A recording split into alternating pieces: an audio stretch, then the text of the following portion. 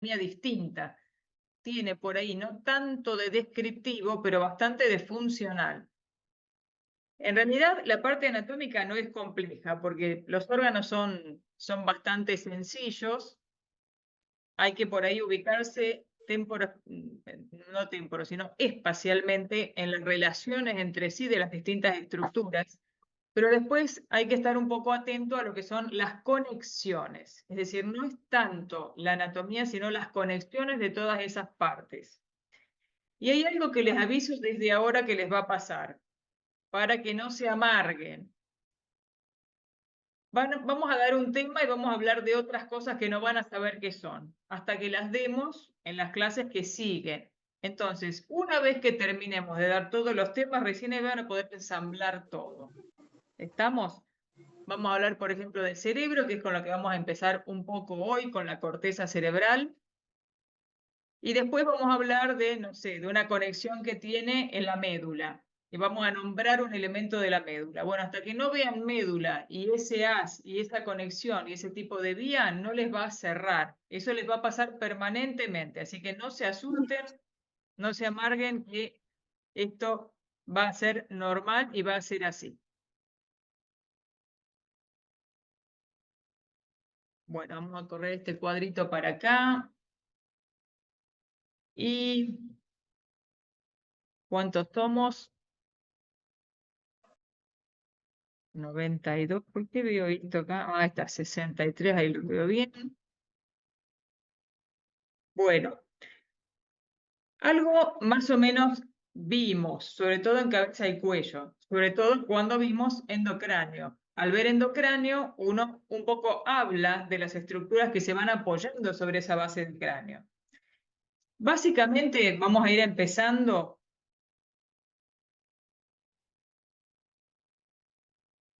El sistema nervioso, como ustedes ya saben, y ya lo dijimos en algún momento, se va a dividir. Ahora vamos a empezar con una pregunta, como siempre, para ver qué idea tienen. ¿Cómo se divide al sistema nervioso? Hay distintas divisiones, pero ¿cómo lo dividimos en general? Autónomo y somático, central y periférico, sustancia gris y sustancia blanca. Hay que pensar también que puede haber divisiones con distinto enfoque. Están bien las respuestas. ¿Por qué? Porque si yo hablo de sistema central y periférico, me refiero exclusivamente a lo anatómico. El sistema nervioso central, como ahora vamos a ver, va a estar alojado dentro de estructuras óseas, es decir, que va a estar resguardado por hueso. Y el sistema nervioso periférico es el que sale desde el sistema nervioso central fuera de ese continente óseo. Pero también lo podemos dividir en somático y autónomo. El somático es todo aquel que se maneja a voluntad y del que somos conscientes. Es decir, cualquier sensación de la que yo me doy cuenta pertenece al sistema somático. Pero, por ejemplo, puede haber algún estímulo, por ejemplo, la presión puede subir, le está avisando, pero no a mí, sino al autónomo. El autónomo, si bien es parte de uno no lo puede manejar. Uno no va a sentir esos estímulos autónomos porque son inconscientes y la respuesta que se genera también va a ser inconsciente y va a ser comandada por ese sistema nervioso autónomo. Pero es como que parece que el sistema nervioso autónomo estuviera, no sé, en algún lado raro. No, el sistema nervioso autónomo convive con el sistema nervioso somático en las mismas estructuras. Algunas estructuras pertenecen al autónomo y otras pertenecen al somático, al consciente. No es que el autónomo está separado. Tiene algunas estructuras, sobre todo en el periférico, que ustedes ya conocen, la famosa cadena simpática, por ejemplo, laterovertebral, esa pertenece al autónomo. Bueno, entonces, la división anatómica es en central y periférico. Sistema nervioso central es muy importante, es vital. Es decir, si yo tengo una muerte cerebral, el paciente no va a vivir. Y el sistema nervioso periférico, que como les decía antes, es el que está extramuros, está por fuera de esa cobertura ósea que tiene el sistema nervioso central. Ese es el sistema nervioso periférico. En el sistema nervioso central vamos a encontrar al cerebro, que es la gran PC, la gran computadora central. Hacia abajo otro órgano que es un poco más pequeño, que es el cerebelo. Y luego el tronco encefálico, que se encuentra por delante del cerebelo y por debajo del cerebro. Se encuentra como enchufado en la cara inferior del cerebro. Ahora vamos a ver a dónde. Ese tronco encefálico se continúa con la médula espinal. Todo eso es el sistema nervioso central. Y el periférico son los nervios que de allí salen y algunos ganglios. Estos ganglios generalmente son autónomos, excepto los ganglios que ustedes ya conocen, que son sensitivos y que pertenecen a los pares craneales.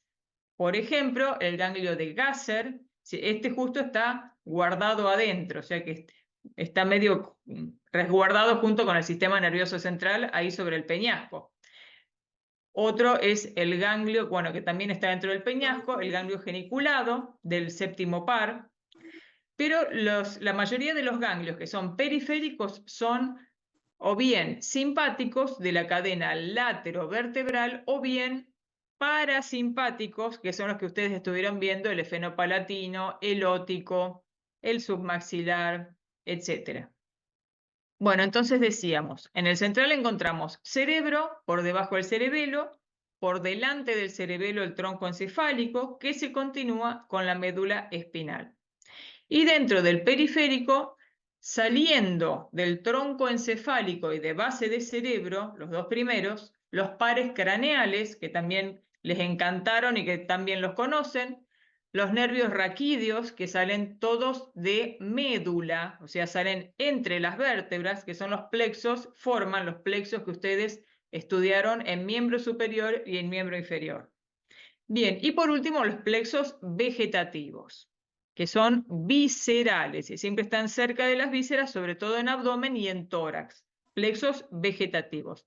Esos plexos vegetativos van a estar formados por ramas simpáticas, que casi siempre vienen de la cadena famosa, ramas parasimpáticas, que si no vienen de los nervios craneales, van a bajar por el gran nervio que va a distribuir este parasimpático, que es el vago. El vago, acuérdense que llega hasta el estómago, entonces va a ir dejando fibras parasimpáticas, si no el parasimpático es como exclusivo de cabeza y cuello. Y por debajo vamos a encontrar otro gran centro parasimpático en la médula sacra, bien al final de la médula. ¿Preguntas hasta acá? Bien, ahí tenemos una neurona. Fíjense, esta neurona, que es la unidad básica de este tipo de tejido, que es el tejido nervioso. Ustedes ya la vieron en histología, creo. Sí. Sí, dimos tejido nervioso. Bien. Bueno, la neurona va a tener Esperen que voy a subir el volumen porque les pregunto algo y no los escucho, lo cual no es muy agradable. Ahora sí. Bueno, la neurona va a tener entonces un cuerpo o soma, que es esto grandote que estamos viendo acá, que tiene organelas como el resto de las células y tiene las prolongaciones que son las dendritas. Cada dendrita tiene millones de conexiones, como se ve allí. Luego va a tener el axón, en este caso es un axón mielinizado. Fíjense que se ven los segmentos de mielina que van a estar dados por células de la glía en el sistema nervioso central o células de Schwann en el sistema nervioso periférico. Y ese axón se va a continuar con un telendrón o con las ramificaciones del axón que son terminales. Esta célula, esta neurona, siempre conduce en el mismo sentido, o sea que son de conducción unidireccional. Va a conducir desde la cabeza, por así decirlo, desde el soma hacia el axón. Nunca va a poder conducir en el sentido contrario. Eso lo tienen que tener claro. Bien. El axón y las dendritas, que son los sectores que se conectan, donde encontramos las conexiones intercelulares, van a funcionar en base a esto que está acá, que es una sinapsis nerviosa.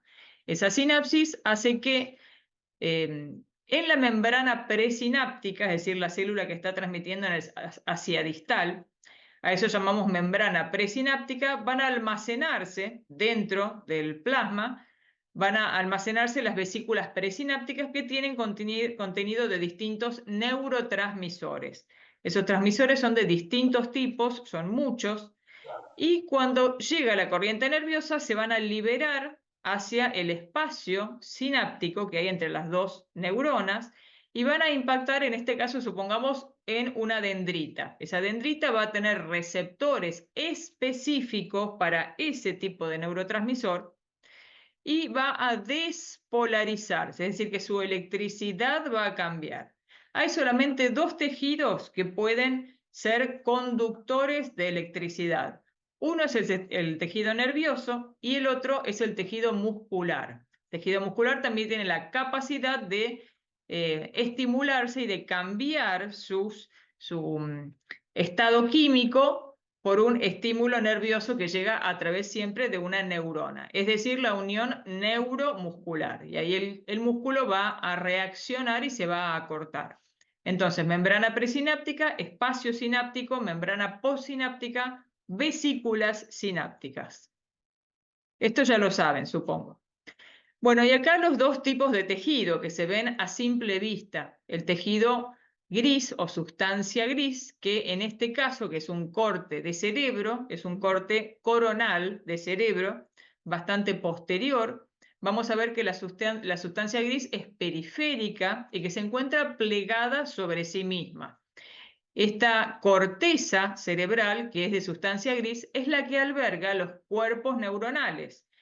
Todo lo que está por debajo, que es sustancia blanca, va a tener exclusivamente axones, es decir, que es conexión. Pero donde se realizan digamos, donde nace la voluntad, donde llegan las sensaciones, donde están las funciones superiores, todo eso pasa a nivel de la corteza. Lo que está de corteza hacia abajo es solamente rutas y autopistas que llevan y traen electricidad. Todo lo que se genera, todo lo que se siente, absolutamente todo está a nivel de la corteza. Esa corteza, que mide más o menos unos 2 metros cuadrados, desplegada, está plegada sobre sí misma y dependiendo de la cantidad de estímulos va a ser un poco la complejidad de esa corteza. En este caso, por ejemplo, esta corteza está muy delgada. ¿Qué significa eso? Que generalmente se trata de pacientes añosos. Los pacientes añosos sufren atrofia cortical. Si ustedes van a ver una resonancia de un paciente grande, generalmente les van a informar atrofia cortical moderada o severa. ¿Preguntas hasta acá? Bien, a todo esto, como también ya se nombró en algún momento, este sistema nervioso central, no el periférico, no los nervios, sino solamente el central, va a estar rodeado por una cobertura de meninges. Estas meninges van a ser básicamente de dos tipos, las paquimeninges, que son muy gruesas y muy duras, y las leptomeninges. Las leptomeninges son mucho más finitas y cubren por dentro a la paquimeninge, que es la dura madre. Entonces, fíjense las capas que tenemos acá. Acá tenemos la piel, por debajo el celular o grasa. Esto que está acá, esta capa gris que tenemos ahí como si fuera una manta, eso es la fascia epicránea. La fascia epicránea que está compuesta mayormente por la aponeurosis del músculo occipito frontal. Por encima de ella, lagos venosos, que es lo que sangra tanto. Y ya por debajo encontramos estas tres capas. Esta que está acá, que sería el tejido compacto externo, en el medio el tejido esponjoso, óseo esponjoso, y por último la tabla interna, o hablamos de tabla externa y tabla interna, o diploe. El diploe es la característica de los huesos de cráneo. Tienen el tejido esponjoso en el medio. Eso sería entonces el cráneo. Bien, y por dentro del cráneo, íntimamente revistiendo al cráneo y adherido al cráneo, está esta meninge de color violeta que tienen allí, que es la dura madre. Eso que está ahí es la dura madre. La dura madre, fíjense que se desdobla a veces, se separa en dos hojas. Esas dos hojas van a determinar este espacio que tenemos acá por el cual circula sangre venosa. Eso se llama seno venoso. Los famosos senos venosos que estudiamos, el seno coronario, el seno cavernoso a ambos lados de la silla turca, el seno longitudinal, que es el que estaba dando la vuelta al occipital hasta llegar al agujero rasgado. Bueno, este es uno de los famosos senos. Bueno, ¿qué pasa? Dentro del cerebro encontramos un sistema de cavidades. Esas cavidades se van a llamar ventrículos, ventrículos cerebrales. Esos ventrículos cerebrales van a tener en su interior unos pelotones vasculares que forman unas arterias, que son las arterias, la escucharon porque es una de las terminales de la carótida interna. Esas coroideas que están como asomadas a esas cavidades van a producir un filtrado. Ese filtrado produce líquido cefalorraquídeo. El líquido cefalorraquídeo es el líquido más puro que tenemos. Tiene únicamente 5 células por mililitro. 5 células. Imagínense que nosotros en sangre tenemos 4 millones de glóbulos rojos nomás por mililitro. Acá hay 5 células por mililitro. Bueno, ese líquido cefalorraquídeo se va a ubicar por debajo de la dura madre y por debajo de esta otra meninge que tenemos acá, esa que está ahí, que es la aracnoides. Fíjense que la aracnoides hace como unas protrusiones adentro de los senos venosos. ¿Para qué será eso? Bueno, resulta que por debajo de la dura madre y de la aracnoides, en este espacio que tiene los pelitos, va a circular el líquido cefalorraquídeo. Como les dije antes, el líquido se produce dentro de esas cavidades que son los ventrículos, por estos pelotones vasculares que filtran y producen todo el tiempo líquido cefalorraquídeo.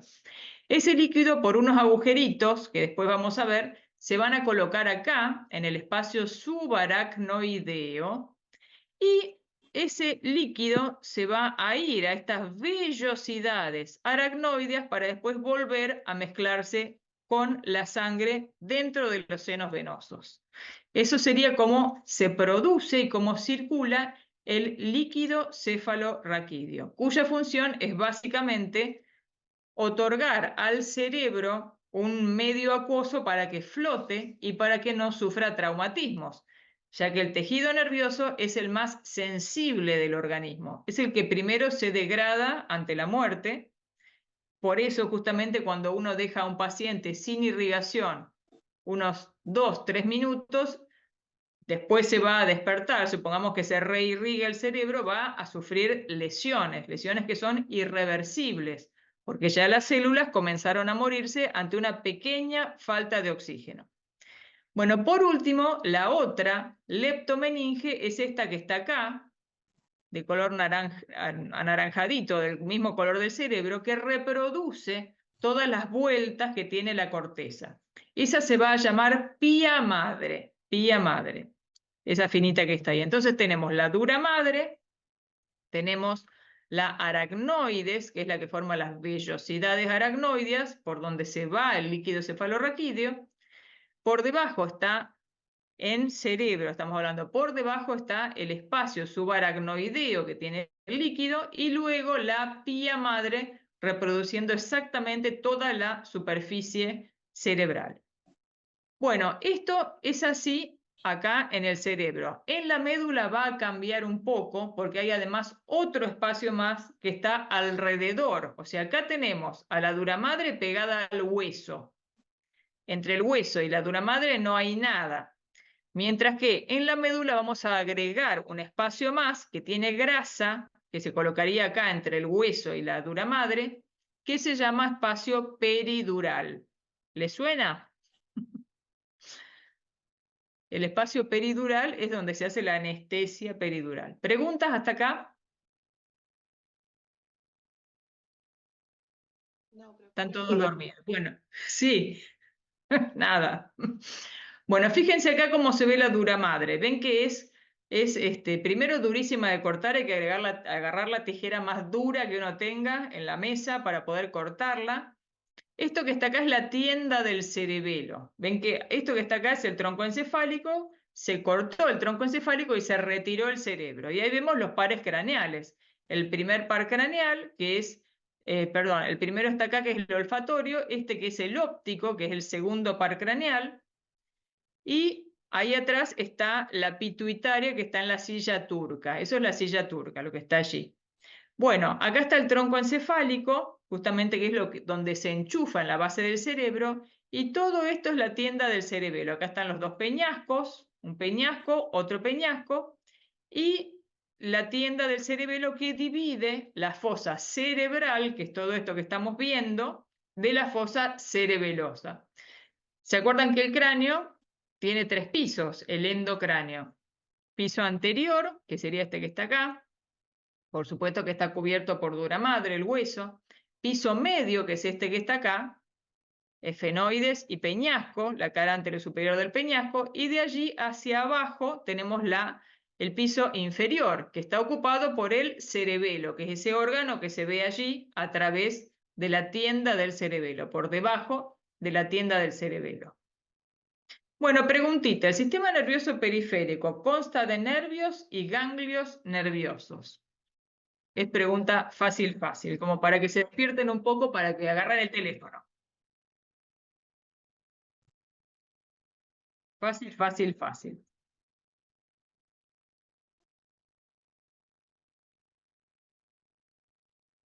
Espero que no haya ni una incorrecta. Ah, hay 3 que están paisajeando. Nervios y ganglios. Dijimos que los ganglios son ganglios mayormente parasimpáticos y simpáticos, es decir, del autónomo, pero sí, hay ganglios, claro que sí. Bueno, vamos ahora a una respuesta corta. ¿Cómo se llama la capa meningea más profunda que tapiza íntimamente al sistema nervioso? Y que es la que estamos viendo ahí en la foto. Es brillante, transparente y está llena de vasitos. Esos vasitos que se ven ahí es la característica de esta meninge. ¿Cómo es el nombre de esta meninge? Ustedes no escuchan la musiquita, no me toca a mí escuchar la musiquita, la voy a poner alta, así la escuchan también.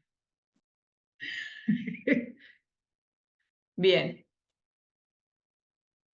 Leptomeninges es el tipo de meninge, es la pía madre, exactamente. Tenemos la paquimeninge, que es la dura madre, y las 2 leptomeninges son la aracnoides y la pía madre.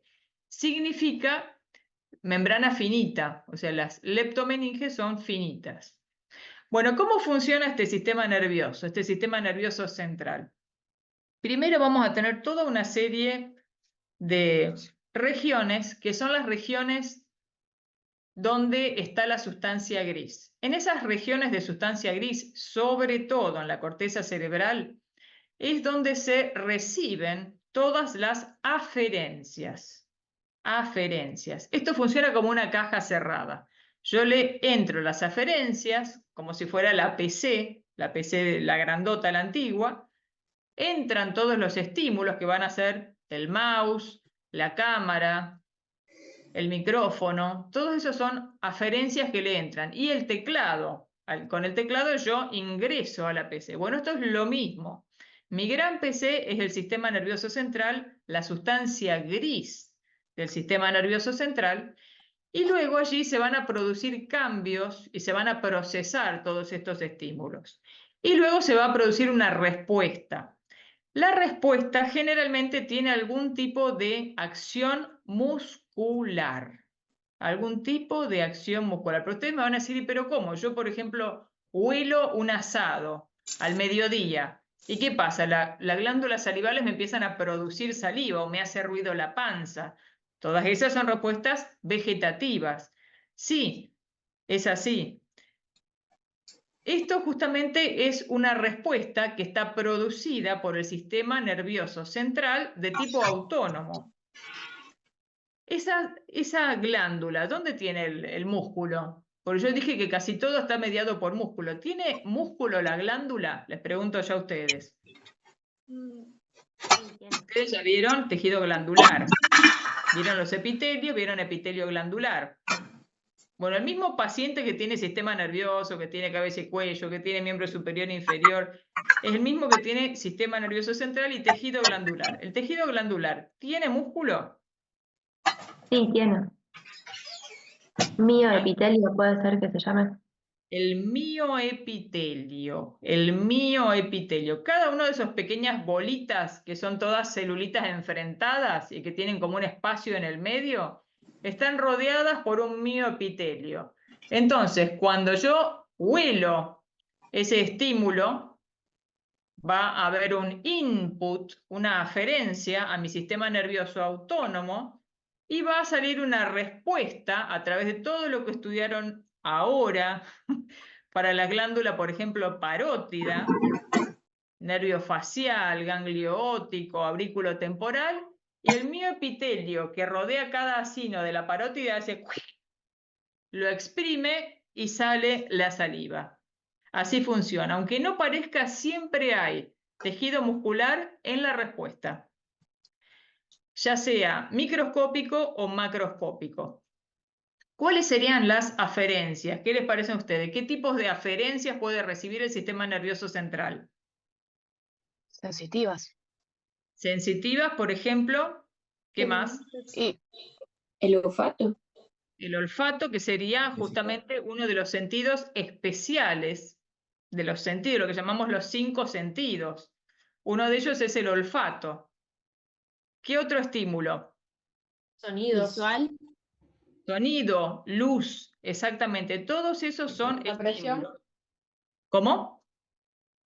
La presión de, por ejemplo, apoyamos la mano sobre la pierna, por ejemplo. Exacto. La presión, el tacto, sería el tacto. El tacto se divide en distintos tipos de sensaciones. Puede ser tacto de presión, puede ser sensación dolorosa. El dolor también es un tipo de estímulo sensitivo. Lo llamamos estímulos sensitivos. El dolor, el calor, el aleteo, la vibración, todos esos son estímulos sensitivos. Y después están las sensibilidades especiales. Por ejemplo, la luz, que es transformada por receptores específicos, súper especializados de la retina del ojo para ser traducidos en electricidad. Fíjense lo especializados que tienen que estar esas células, que son los conos y bastones. Después tenemos otras células también hiperespecializadas en la mucosa nasal, en la mucosa pituitaria, que también un estímulo químico, como es un olor, lo van a traducir en una corriente nerviosa. Lo mismo pasa con el oído. Una vibración en la membrana del tímpano va a terminar moviendo unos huesitos, moviendo unos líquidos que van a traducirse en el sonido. Bueno, todo eso así funciona en general, ya sea un estímulo vegetativo o un estímulo somático. El estímulo vegetativo puede ser, por ejemplo, haber un aumento en la presión sanguínea. Repito, eso sigue siendo absolutamente inconsciente, pero mi glomus carotidio, que está inervado por el noveno par, va a avisar al sistema nervioso autónomo. Entonces el sistema nervioso va a elaborar una serie de respuestas, trabajando así, con este modelo de caja cerrada. O sea, entra la información, adentro pasa de todo, que en medio no lo sabemos, y después sale una respuesta. Así funciona el sistema nervioso. Si vamos al embriológico, bueno, ustedes saben que nosotros después de la fecundación se forma la mórula, son un montón de pelotitas así, que después se hace un disco, en ese disco se va a formar ese canal, primero un surco, después el canal neural, y ese canal neural luego va a formar justamente estas cavidades que están en el centro del cerebro. O sea, la parte central es donde se va a ir juntando el líquido cefalorraquídeo.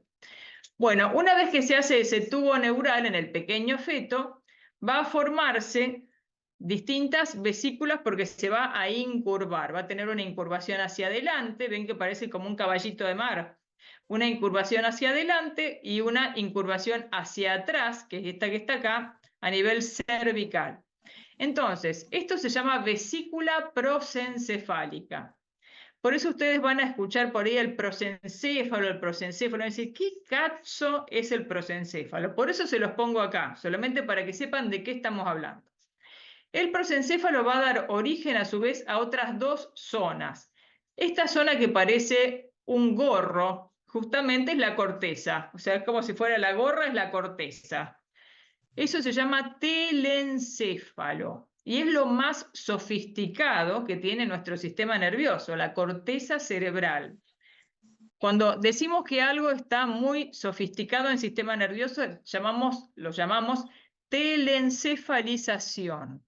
Esa es la corteza cerebral. Después tenemos esta parte color ocre, que va a dar origen a otra sustancia gris que está en el medio del cerebro, en el medio y en la base, que va a ser el diencéfalo. El diencéfalo. Este diencéfalo va a estar formado por esta masa que va a originar al tálamo óptico. Por debajo del tálamo va a estar el hipotálamo y el subtálamo. O sea, todo lo que sea tálamo pertenece a este otro sector. Entre los dos van a formar la sustancia gris cerebral, que es, repito, el diencéfalo. El diencéfalo está en el centro y en la base. Y con el diencéfalo se continúa el mesencéfalo, que es como que está en el medio, el mesencéfalo, que son los pedúnculos cerebrales. Ya toda esta parte de acá va a formar el tronco encefálico, esto verdecito, y una parte de esto que es de esto violeta que está acá, que es esta que está acá, forma parte del rombencéfalo. Entonces, prosencéfalo, corteza y diencéfalo, cerebro. Mesencéfalo y rombencéfalo van a formar el tronco encefálico. El mesencéfalo son los pedúnculos cerebrales y el rombencéfalo va a tener dos partes distintas. Un brote posterior para el cerebelo, esta bolita que está acá como colgando, y otra parte anterior que va a formar la protuberancia anular o puente. También van a escucharlo como puente. Y por último, el último sector, que es este que está acá, que va a formar el bulbo raquídeo y la médula espinal. Eso, bueno, esto que está acá después del mesencéfalo es el rombencéfalo. El rombencéfalo entonces va a tener la vesícula del cerebelo y esta parte de acá que es el bulbo raquídeo. La protuberancia. La parte final es el mielencéfalo. El mielencéfalo, que es esta parte más caudal, va a formar el bulbo con la médula. Bueno, es más o menos lo mismo que esto. El prosencéfalo, que es la parte cerebral, telencéfalo, que es la corteza, y diencéfalo, que es el tálamo. El mesencéfalo va a formar los pedúnculos. El rombencéfalo, que era la parte medial, va a formar el metencéfalo, que es la protuberancia, y el cerebelo, que era esa partecita gris que tenía la bolita para atrás, que era el cerebelo, y el mielencéfalo, la médula y el bulbo. Lo mismo que les dije antes, pasemos esto que está complejo. Bueno, entonces, ya hablamos de la sustancia gris y la sustancia blanca. Vamos a ver ahora un poquito lo que es este órgano, el primero que vamos a estudiar, que es el cerebro. El cerebro es órgano único, es alargado, ocupa la caja craneana, va a tener distintas partes según se apoyen sobre los distintos huesos. La parte anterior se va a llamar polo frontal, se va a apoyar sobre el frontal mayormente. La parte posterior es el polo occipital. Y por último tenemos este polo intermedio que está en el piso medio del cráneo, que es el polo temporal. Bueno, esa corteza, como habíamos dicho, está plegada sobre sí misma. Acá vamos a ver que hay una gran cisura que va a dividir los dos hemisferios cerebrales. O sea que el cerebro se divide en dos partes, una parte derecha y una parte izquierda. Ambas partes, sería un medio cerebro derecho, un medio cerebro izquierdo, van a estar unidas por un puente de sustancia blanca, que es muy grueso, que después lo vamos a ver. Cada uno de estos hemisferios cerebrales, si yo los miro de frente, van a tener esta forma así. Una cara externa, que va a ser la que apoye contra el cráneo, sobre todo contra el parietal. Una parte interna, que es la que se va a enfrentar al lóbulo del otro lado, que va a ser esto, va a ser lo mismo. Y una cara inferior. Esa cara inferior se va a apoyar sobre el piso del cráneo o bien sobre la tienda del cerebelo, en la parte más posterior. Como vimos recién, en ese cráneo vacío que tenía todas las meninges, tenemos el piso anterior, el piso medio, y el piso posterior el cerebro no lo toca porque está la tienda del cerebelo que lo divide del cerebelo. Bueno, entonces, vamos a describir una cara externa, una cara interna y una cara inferior. Es decir, cada uno de los dos lóbulos va a tener 3 caras. Bueno, esto que estamos viendo acá sería la cara externa, la estamos viendo desde arriba. Este cerebro es un cerebro también con la corteza bastante atrofiada, la corteza es mucho más trófica que esto. Fíjense este cerebro que está acá al lado, cómo están como apretados las distintas circunvoluciones. En cambio, en este otro están como separados, eso significa que hay un grado de atrofia cerebral. Bueno, entre todo este plegamiento con todas estas vueltas que forma la corteza cerebral o manto, vamos a encontrar 2 tipos de surcos. Unos surcos que son muy profundos. Esos que son muy profundos y que son bastante constantes se van a llamar cisuras. Y los otros que son estos que están acá, que se ven acá más comunes, más pequeños, se van a llamar surcos. Entonces, las cisuras me van a separar los diferentes lóbulos. O sea, las cisuras son bastante profundas y grandes. Por ejemplo, esta que tenemos acá, toda esta que está acá, es una cisura, que es la cisura de Silvio. Por acá comienza la cisura de Silvio, que después se va a prolongar ahí en la cara externa. Esa es la cisura de Silvio. La cisura de Silvio ahora vamos a ver que va a separar distintos lóbulos. En cambio, los surcos van a separar todas estas vueltitas. Esas vueltitas se llaman circunvoluciones, justamente porque dan esas vueltas, circunvoluciones o giros. Giros, también se los va a llamar así. ¿Ven? Fíjense acá como las vueltas que pega. Circunvoluciones o giros, separadas por surcos. Mientras que los grandes lóbulos, que tienen los nombres de los huesos, van a estar separados por las cisuras. ¿Cómo se llaman los segmentos que están separados por surcos? A ver si prestaron atención. Acá tienen que escribir ustedes. Cisuras. Chan, chan, chan. Separados por surcos, no por cisuras. A todo esto, bueno, me olvidé de decirles que donde se conecta el tronco encefálico en la base del cerebro, vamos a tener por detrás un espacio que rodea, un espacio en forma de herradura. Ese espacio se llama hendidura de Bichat o Bichat, mal conocida como Bichat. Circunvoluciones, exactamente, las circunvoluciones o giros, ¿sí? Recuerden que las cisuras separan lóbulos, grandes lóbulos. Bueno, y acá tenemos una pequeña película donde vemos ahí el cerebro cómo está apoyado contra los huesos del cráneo. Es decir, que acá vamos a tener únicamente las meninges. Y esto que está acá en el centro es justamente el telencéfalo, eso que está un poquito más al centro que esto todavía. Es el telencéfalo. Y allá abajo el cerebelo separado del cerebro por la tienda del cerebelo. Bueno, para ir terminando vamos a hablar un poquito de estas cisuras más importantes. La cisura que yo les mostraba recién, que es esta que empieza acá en cara inferior, es la cisura de Silvio. Silvio era un anatomista de la antigüedad.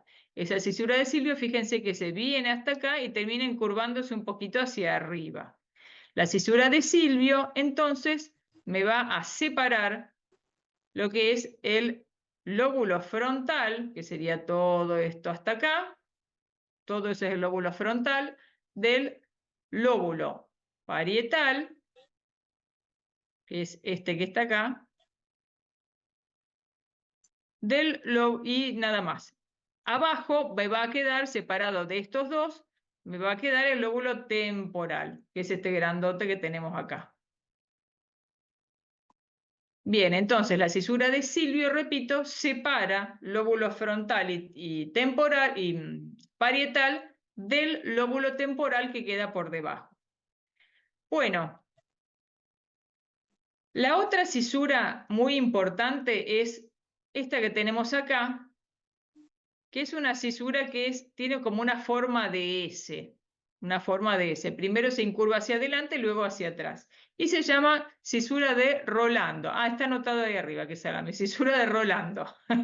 Bueno, esta cisura de Rolando va a ser muy importante, no es que la otra no lo sea, pero va a ser muy importante porque va a determinar por delante de ella un área que es el área motriz primaria y por detrás el área sensitiva primaria.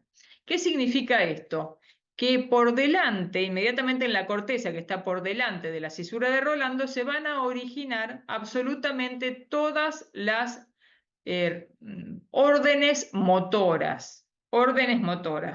Y por detrás tenemos este sector, que es el sector 1, 2 y 3, ya lo vamos a ver la próxima clase el viernes, que va a ser el área sensitiva primaria.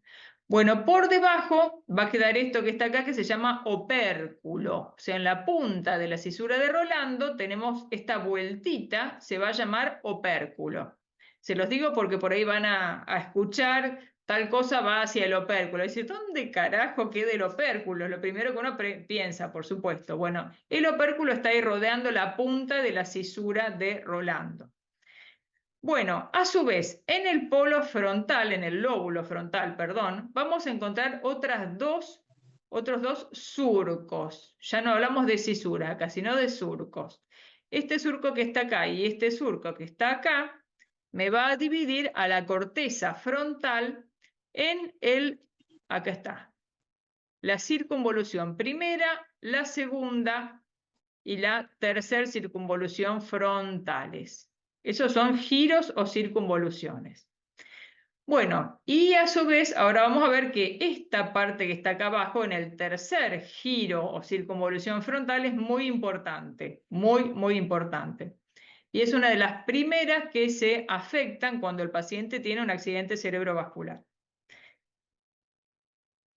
Si vamos al lóbulo, este que está acá, el temporal, vamos a cambiar de color. Si vamos al temporal, vamos a encontrar también otros dos surcos. Este surco que está acá y este surco que está acá. Acá también va a pasar lo mismo. Primera circunvolución temporal, segunda y tercera. Y si yo me fijo en la cara inferior, esta que está acá es la tercera. O sea, esto que forma como el borde externo de la cara externa va a ser esta que se ve acá abajo. Esa es la tercera. Y sí, ya que estamos en la cara inferior, acá también hay dos surcos que me van a delimitar la cuarta y la quinta. Ahí tenemos las 5 circunvoluciones temporales. 3 se ven en la cara externa y otras 2 se ven en la cara inferior. En realidad son 3, pero esta es la misma. Bien, por último hay una cisura que se llama, que en realidad no es tan cisura, sino que es media inventada, que es esta que está acá, que es la perpendicular. Esto ya es una cisura, es como la de Silvio y la de Rolando, es de las gorditas. Esta cisura perpendicular se dice que divide al lóbulo parietal del lóbulo occipital y al lóbulo temporal del lóbulo occipital también. y no es completa, sino que tiene una porción parieto-occipital acá arriba y una porción temporo-occipital abajo. O sea, como que tiene un pedazo de cisura arriba y un pedazo de cisura abajo. No es completa. Bien, también en el lóbulo occipital se describen algunos surcos que se ven más aquí en la cara interna. Bueno, eso sería mayormente en cara externa. Después, bueno, acá tenemos otros pliegues de paso en la punta de estos dos surcos, que después los vamos a ver. No es muy importante que se los aprendan ahora. Después tenemos además la cara interna. Acá en la cara interna ya tenemos algunos otros elementos. ¿Se acuerdan que les había dicho que había un puente de sustancia blanca muy grande que unía ambos hemisferios? Bueno, es este que está acá. Se llama cuerpo calloso. Eso que está ahí. Ese es el cuerpo calloso. Bueno, el cuerpo calloso, como lo ven ahí, es sustancia blanca, muy sólido, y para yo poder ver la cara interna tengo que agarrar un cuchillito y partir el cerebro al medio para poder abrirlo y ver la cara interna del cerebro. Y acá en cara interna vamos a encontrar no solo el cuerpo calloso, sino que por debajo encontramos este otro puente de sustancia blanca, que en realidad se continúa con estas dos patitas que tiene acá, que se llama trígono. El trígono es otro puente de sustancia blanca que une hemisferios, pero más chiquito, tiene funciones olfatorias. Y vamos a encontrar también una cisura. Esta cisura es toda esta cisura que viene por acá y que dobla hacia arriba, que se llama cisura calloso marginal, porque como que le hace la vuelta alrededor al cuerpo calloso. Y delimita esta, junto con la cisura de Rolando, que es esta que está acá, va a delimitar la circunvolución o giro calloso, que es esto que está acá, calloso marginal.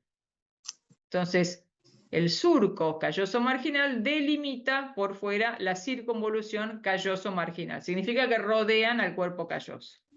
Que también se dice que abarca todo esto que está acá. O sea, todo eso sería la circunvolución calloso marginal. Eso en cara interna. Bueno, vamos a... O sea, en la cara interna hay muchas cosas más. Por ejemplo, este piquito del cuerpo calloso se continúa con esta lámina, que se llama lámina supraóptica. Esto que está acá es el quiasma óptico. Es donde se cruzan los dos nervios ópticos acá, en cara inferior. Ahí tenemos un nervio óptico, otro nervio óptico. Se cruzan por delante de la pituitaria, que es eso que está acá, y forman el quiasma óptico. Bueno, esto que está acá sería el corte del quiasma óptico, por eso esto se llama lámina supraóptica, lo que está inmediatamente por arriba. Y esa pelotita es la comisura blanca anterior. Bien, hay, además les decía, otros elementos, por ejemplo, debajo o cerca de lo que es el quiasma óptico, esta cosita que está acá, que es de donde cuelga la pituitaria. Eso se llama tallo de la pituitaria. Y ahí cuelga la glandulita que es la que está en la silla turca, que ustedes ya conocen al menos de nombre. Ahora se las presento. Ahí está la glándula pituitaria colgando por delante y por debajo del quiasma óptico. Y acá la vemos ahí. Esto que parece una castaña, esa es la pituitaria, en la cara inferior. Bueno, en la cara interna además vamos a ver... Además de la calloso marginal, vamos a ver otra cisura muy importante que es esta que está acá, que es la cisura calcarina. La cisura calcarina se relaciona con las áreas de la visión. Por encima y por debajo de la cisura calcarina están las áreas visuales primarias y secundarias. Después vamos a ver qué es eso de primario y secundario el viernes. Y tenemos otro surco, que es este que está acá, no es cisura, sino que es un surco, que van a delimitar entre ambos este pequeño lóbulo que se llama cuña. Cuña, que tiene forma de cuña, justamente. Bien, y este cuadrangular que está por delante se llama precuña, porque está por delante de la cuña, precuña. Ahí está. Esas serían las partes de la cara interna de cada hemisferio. Y si vamos a la cara inferior, bueno, yo les había dicho que acá, esto que parece un ratón Mickey, es justamente el tronco encefálico que se enchufa ahí abajo en la cara inferior. Es el lugar donde se conecta con el tronco encefálico el cerebro. Y acá vamos a tener bastantes elementos. Por ejemplo, por detrás, que yo les había dicho antes, si yo meto el dedo por acá, puedo pasar todo el dedo por este surco y eso se llama hendidura de Bichat. Hendidura de Bichat. Es ese espacio en forma de herradura que está rodeando por detrás al tronco encefálico. Bueno, en cara inferior entonces vamos a ver la cara inferior del polo del lóbulo frontal y acá vamos a tener esta, vamos a hacerlo en otro color porque si no me aburro. Tenemos estos surcos, son dos surcos anteriores con un surco horizontal que forman lo que llamamos H de la cara inferior del lóbulo frontal. Nada más, no divide en números específicos ni nada, pero bueno, es esa sutura en forma de H, surcos en forma de H que hay en la cara inferior del lóbulo frontal. Luego, como les había dicho, más atrás está la cisura de Silvio, separándola del polo temporal anterior, y los dos surcos que tiene el lóbulo temporal. La hendidura de Bichat y la conexión con el tronco encefálico. Ahora bien, habíamos hablado, cuando éramos jóvenes en el parcial pasado, del nervio olfatorio. El nervio olfatorio es este que está acá. Es el primer par craneal. Ese nervio olfatorio es el que se apoya sobre la lámina cribosa, porque acá están todos los pelitos que pasan a través de la lámina cribosa para llegar al techo de la fosa nasal. Este es el primer par craneal, nervio olfatorio. Acá está cortado y que cuando va hacia atrás se divide en estría olfatoria interna y externa. Bueno, inmediatamente por detrás va a estar ingresando desde la cavidad orbitaria. Acá tenemos el techo de la órbita y por debajo el globo ocular. Vamos a borrar este olfatorio y vamos a hacerlo así. Acá tenemos el globo ocular. Obviamente eso está apoyado sobre el techo de la órbita, está el polo frontal. Por debajo del techo de la órbita tenemos al globo ocular. Y ese globo ocular se continúa con el nervio óptico. Ese nervio óptico entonces llega acá, sale por el conducto óptico y ingresa a la cavidad craneana por el conducto óptico. Del otro lado lo mismo, viene del otro ojo. Y van a formar el quiasma óptico. En el quiasma óptico, mitad de los axones que forman ese nervio van a seguir de largo para acá y la otra mitad van a cruzar para el otro lado. Por eso se llama quiasma, porque las fibras se cruzan, algunas siguen de largo y otras se cruzan. Quiasma óptico. Ese quiasma óptico va a delimitar hacia atrás un espacio que se llama, esto es horrible, optopeduncular. Así, el rombo optopeduncular. Opto porque adelante está el nervio óptico, de ahí viene el nombre. O sea, el nombre parece una cosa terrible. Digo, ¿por qué cada cosa se llama así? Bueno, opto por el óptico y peduncular atrás porque están los pedúnculos cerebrales. En ese rombo optopeduncular voy a encontrar dos pelotitas.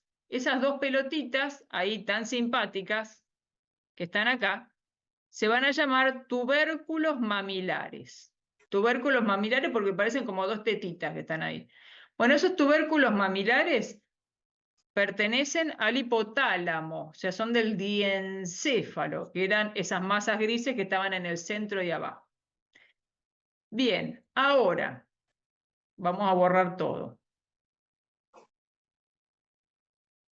Otra cosita más. Fíjense que ahí hay dos lugares que tienen todos como puntitos. Parecen la lámina cribosa. Es muy similar a la lámina cribosa. Bueno, este que está acá adelante, que está por detrás de las estrías ópticas y por fuera del nervio óptico, se llama espacio perforado anterior.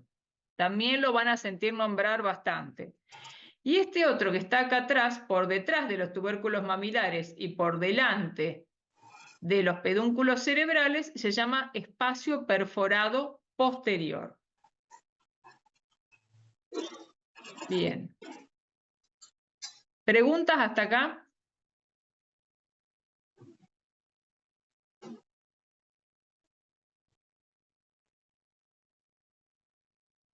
Seguimos entonces. Seguimos.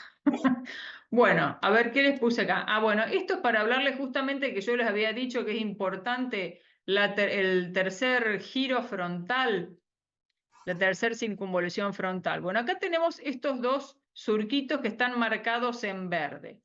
Esos surquitos que están ahí marcados en verde me van a separar distintas partes. Esto que está acá es la pars triangularis. Se llama así obviamente porque parece un triángulo. Esta que está acá es la pars opercularis, la parte que está atrás.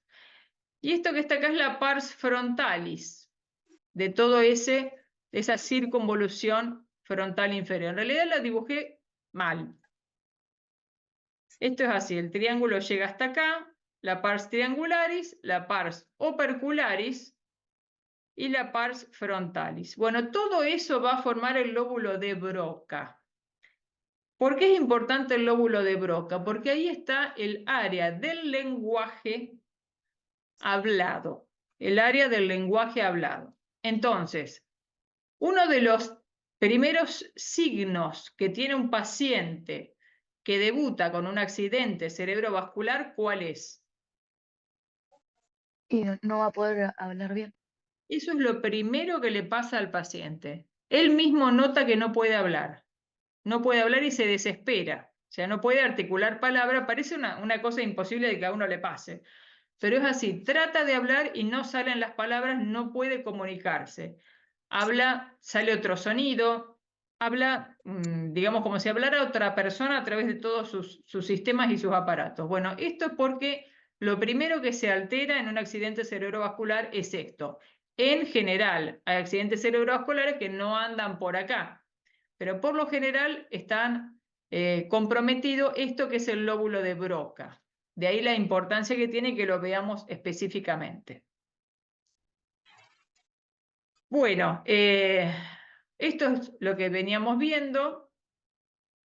Vamos ahora a hacer una preguntita con control deslizante. ¿Cuántas circunvoluciones tiene el lóbulo temporal? Ustedes tienen que pegar en la cantidad. ¿Cuántas circunvoluciones tiene el lóbulo temporal? Es decir, el celeste, ¿no? El temporal. Acuérdense que una cosa es verlo de acá y la otra también es verlo de abajo.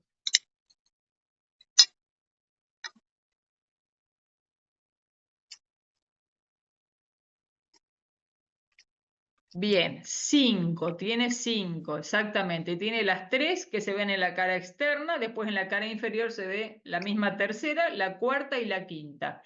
Y la quinta también se llama hipocampo.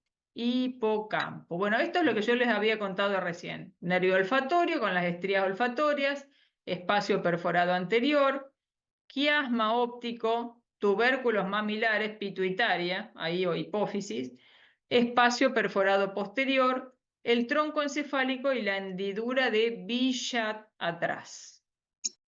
Bueno, y acá hay otra cosa que me olvidé de decirles con respecto a la cisura de Silvio.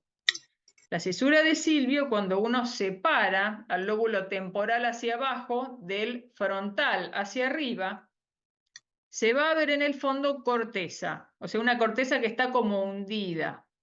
Esa corteza que está allí hundida se llama lóbulo de la ínsula, lóbulo de la ínsula. Bueno, y esto que se está mostrando acá justamente es otra formación que es muy importante, que es todo esto que está acá, que es la quinta circunvolución temporal.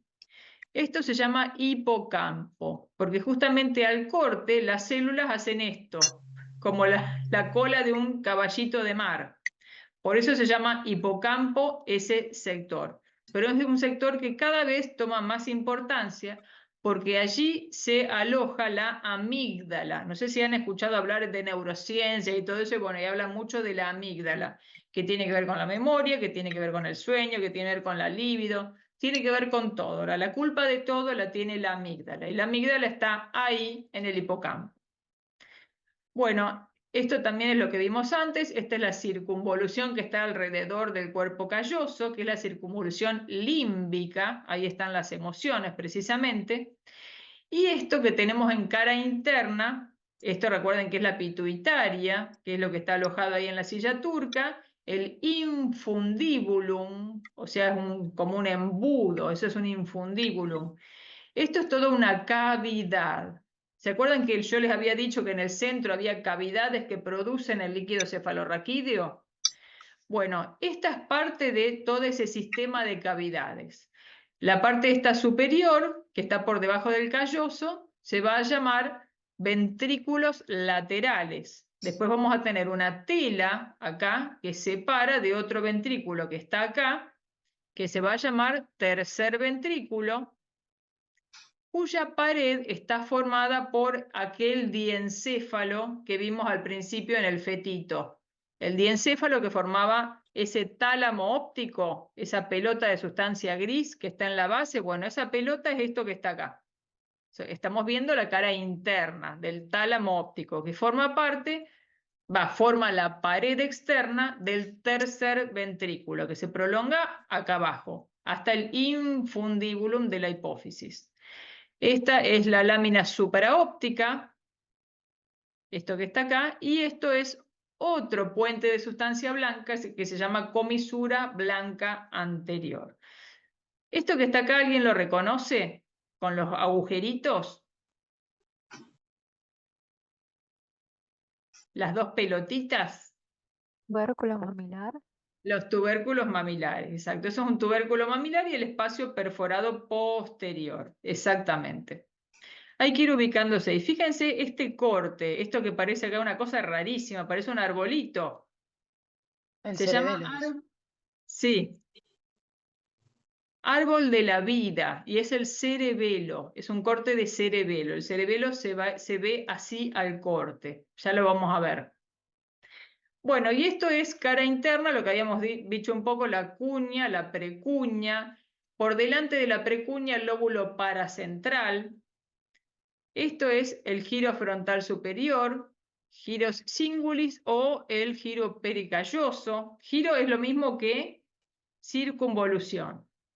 Y este es el uncus del hipocampo y esto es el hipocampo. Bueno, estos son otros nombres que son en latín. No se preocupen por eso. Preguntita. ¿Cómo se llama la estructura de sustancia blanca que une ambos hemisferios cerebrales? La hendidura de Bichat, el trígono, el cuerpo calloso o el giro dentado. Giro dentado es del hipocampo. Hay muchos nombres nuevos para aprender ahora.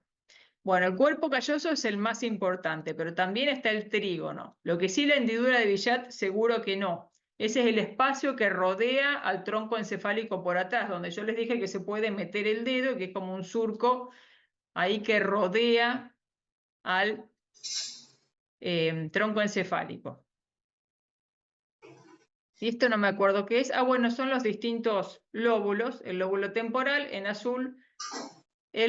Bueno, eso es la masa de gris central, justamente, lo del diencéfalo, que se continúa con el tronco encefálico. Y están los pedúnculos, la protuberancia y el bulbo. Y todos los nerviecitos que salen, que son los pares craneales. Eso que está ahí en azul es parte del lóbulo temporal también. Y es la circunvolución calloso marginal, perdón, eso que está ahí. Acá atrás tenemos la cuña y la precuña. Bueno, y esto ya es configuración interna. Esto lo vamos a ver ya el viernes, porque me parece que les va a estallar el cerebro. Tengo esa impresión. Así que bueno, estas dos diapositivas las paso para la clase del viernes. Lo único que les voy a mostrar de esto, que yo les había dicho, que hay como una parte de corteza cuando uno... Esta es la cisura de Silvio, ¿ven? Ahí. Entonces, cuando uno separa el lóbulo frontal del lóbulo temporal y lo lleva para abajo, ve allá en el fondo corteza hundida. Bueno, esto es esa corteza hundida que se llama lóbulo de la ínsula. Lóbulo de la ínsula. Ese lóbulo de la ínsula tiene 3 pequeños giros chiquititos y 2 giros más largos atrás. No es súper importante, pero bueno, sí sepan que esa corteza que está hundida y que se va a tocar con esta masa gris prácticamente, se llama lóbulo de la ínsula. Bien.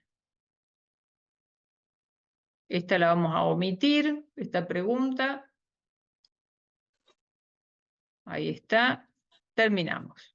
Bien. Bueno, ¿preguntas? Mientras vemos el podio.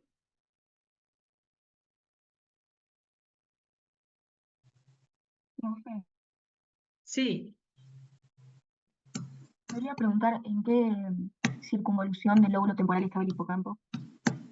La quinta. La quinta, que es la que está contra el lóbulo, contra el tronco encefálico, abajo. Viste que tenés primera, segunda, tercera, y en cara inferior, cuarta y quinta. Bueno, la quinta, como la que abraza al tronco encefálico, esa es la circunvolución del hipocampo. Muchas gracias, profe.